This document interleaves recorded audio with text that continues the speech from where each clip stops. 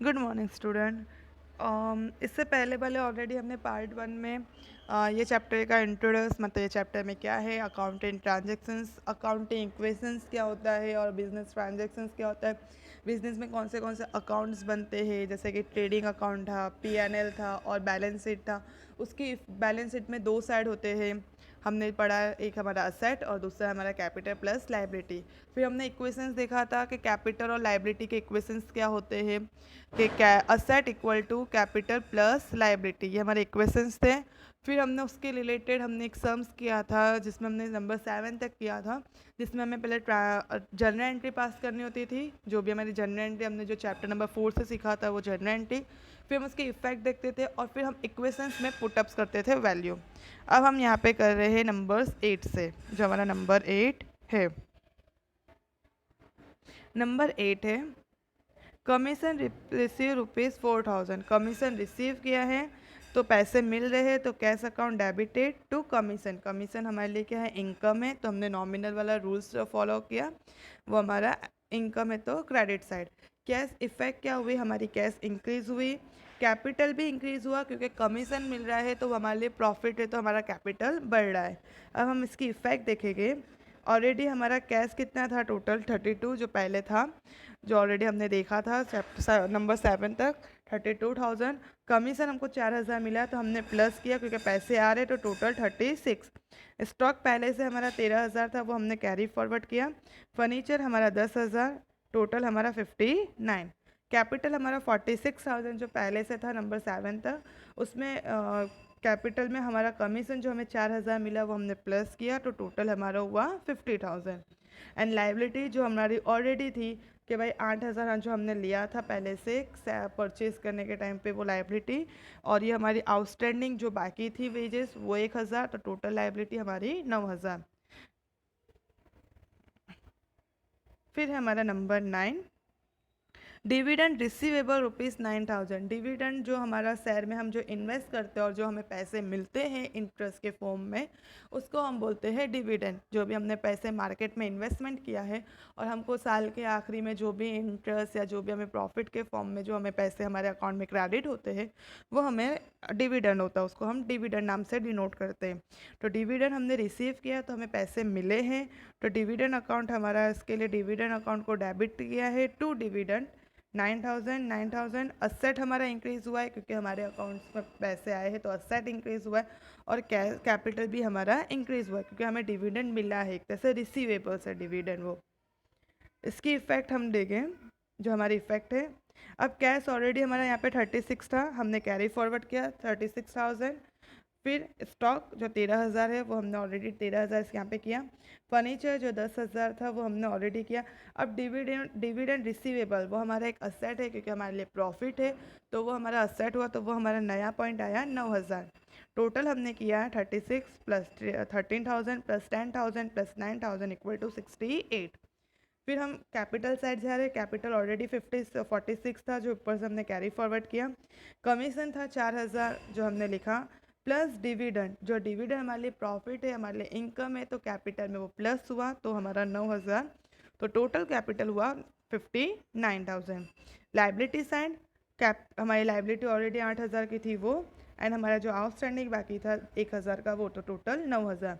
तो same asset हमारा 68 और हमारा capital plus liability means 59,000 plus 9,000 equal to 68,000। Number 10, machine purchase ₹8,000। हमने 8,000 की मशीन परचेज की है, तो मशीन बिजनेस में आ रहा है इसलिए मशीन अकाउंट हमने डेबिट किया टू कैश। हमारा कैश बिजनेस में से जा रहा है 8,000 8,000। असेट हमारा इंक्रीज हो रहा है, कैश हमारा डिक्रीज हो रहा है। अब उसकी हम इफेक्ट देखेंगे। सबसे पहले हमारा कैश, टोटल हमारा कैश कितना था 36,000, जिसमें से हमने 8,000 की मशीन ली, तो 8,000 हमने पैसे दिए हो गए, तो 8,000 हमारा माइनस, तो हमारा कैश हो गया 28,000। फिर हमारा सेकेंड स्टॉक था 13,000, उसमें कोई इफेक्ट नहीं, तो हमने 13,000 सेम लिखा। फर्नीचर 10,000 का था, कोई इफेक्ट नहीं, तो 10,000 फर्नीचर सेम। डिविडेंड रिसीवेबल कोई इफेक्ट नहीं, तो डिविडेंड रिसीवेबल 9,000 सेम। मशीन जो नवी हमने मशीन परचेज की, तो वो हमारे लिए असेट है, हमारे बिजनेस में एक प्रॉपर्टी है, तो नवा पॉइंट है असेट में मशीन हमारी 8,000 की। टोटल 68,000। फिर हम जाएंगे कैपिटल साइड, कैपिटल में कोई इफेक्ट नहीं, 46 का सेम 46। कमीशन में भी कोई इफेक्ट नहीं, कमीशन 4,000 का टोटल 4,000। डिविडेंड में भी कोई इफेक्ट नहीं तो dividend 9,000 total 59। Liability side same 8,000 और लाइबिलिटी हमारी जो आउटस्टैंडिंग बाकी थी जो वेजेस 1,000 तो टोटल 9,000। तो हमारा इक्वेशन था asset equal to capital plus liability mean 68 equal to 59,000 plus 9,000। Number है 11th, land purchase from Radha of ₹25,000। Means हमने लैंड परचेज किए राधा के पास से 25,000।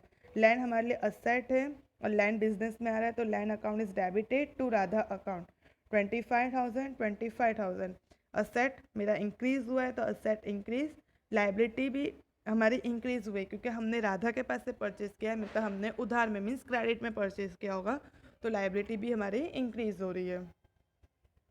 इसकी इफेक्ट हम देखेंगे। कैश हमारा था 28,000 जो पहले का था सेम।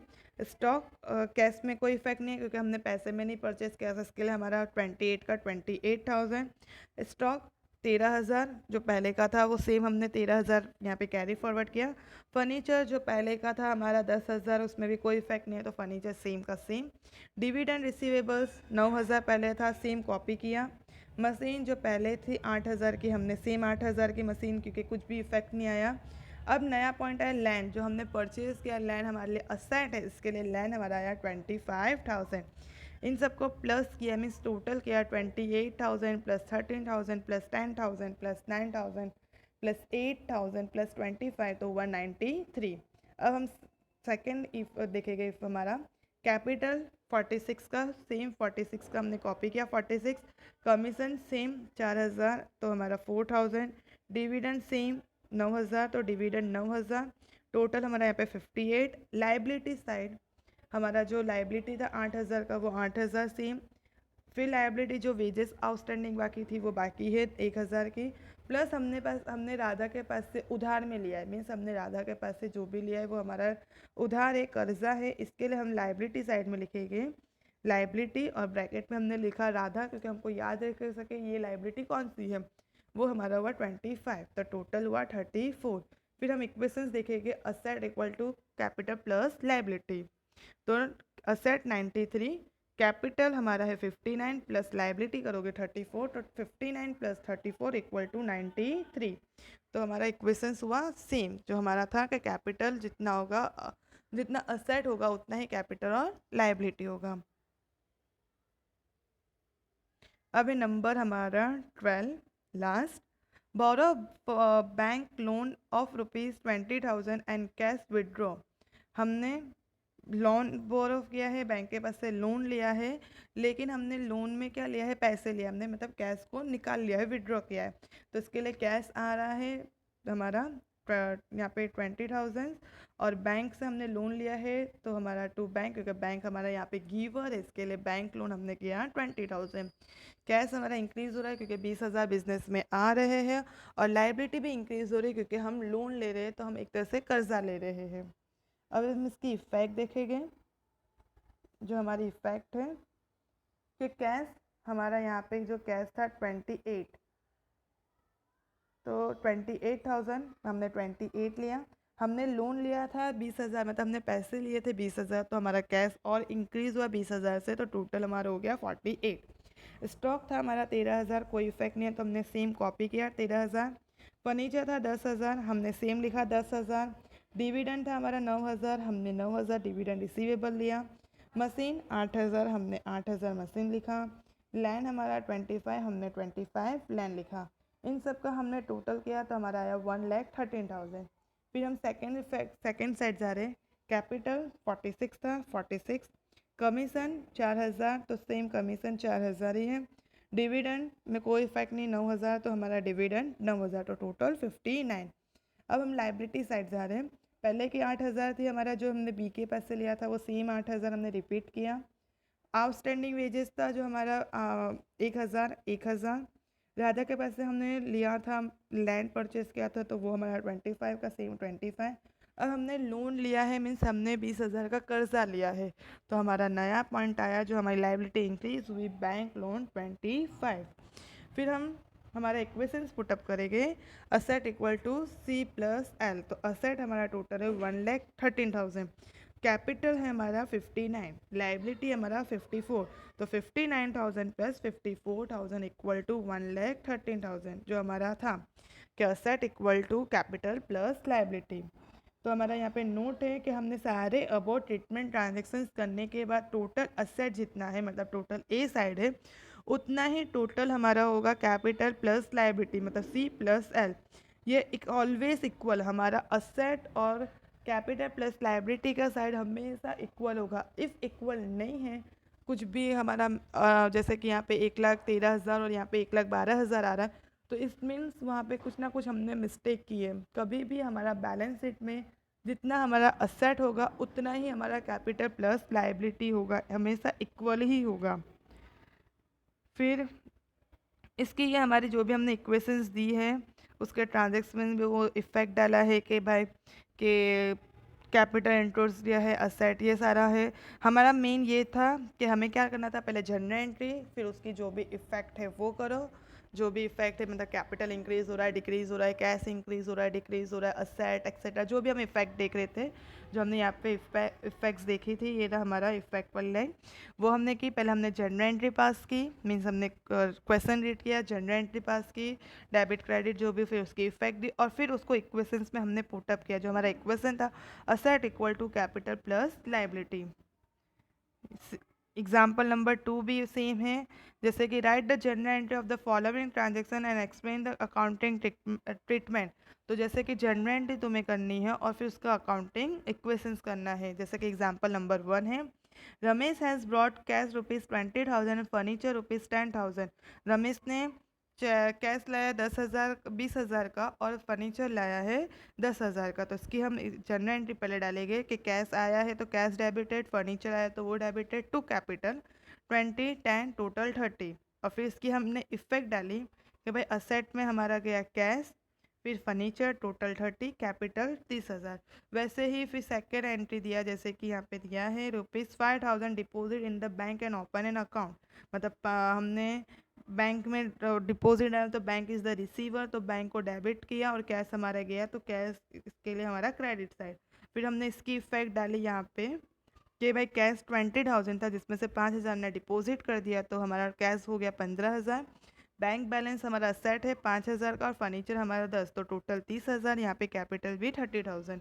वैसे ही बाकी सारे ट्रांजेक्शन है जो ये सारे हैं, सेम जनरल एंट्री करना है इसकी पहले, फिर इसकी इफेक्ट डालना है।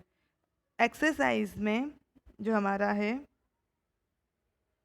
यहाँ पे सारी हमने इफेक्ट डाली। ये याद रखना है कि जितना हमारा असेट होगा उतना ही हमारा कैपिटल प्लस लाइबिलिटी होगा।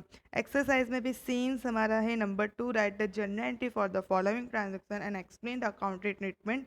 तो यहाँ पे भी सेम करना है कि पहले जनरल एंट्री पास करनी है, उसकी इफेक्ट डालनी है और फिर उसका इक्वेशंस बनाना है।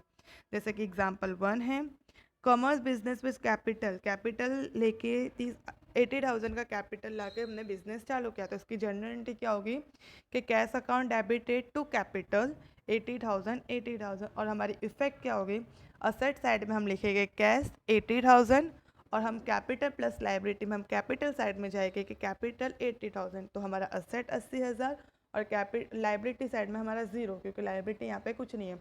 तो हमारा असेट 80,000 है और हमारा कैपिटल प्लस लाइबिलिटी भी 80,000 है।